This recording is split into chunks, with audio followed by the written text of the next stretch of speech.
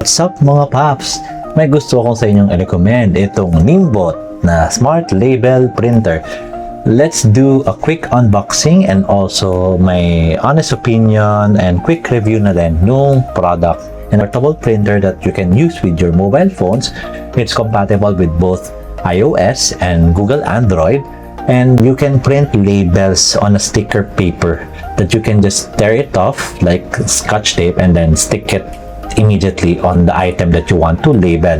It doesn't use any ink, and since you can modify the template or text using your mobile phones and the app, then simply put, you can make almost anything, right? Yun nga lang, black and white lang syempre yung pagkaka-print niya.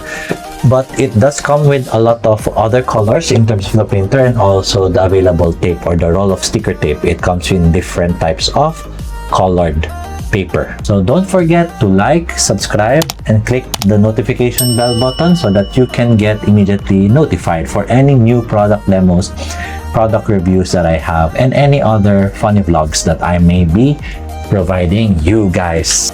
So this is what you get when you open up the package. So you'll get the instruction manuals. This is the step-by-step on how to operate the printer.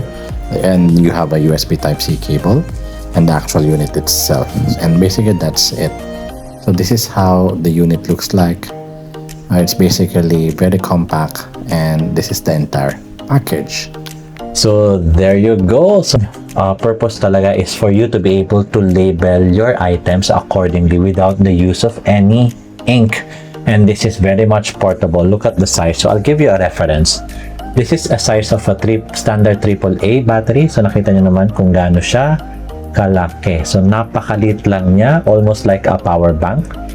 So to open this, just click on this slot button and you will see the roll of tape there. If magpapalit kayo, just make sure when you insert the roll of tape, it's in this direction.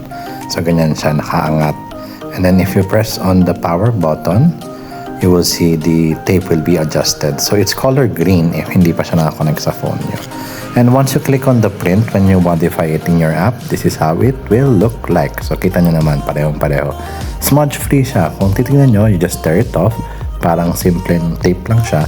And then stick it to the item that you want to label. If you would notice, smudge-free.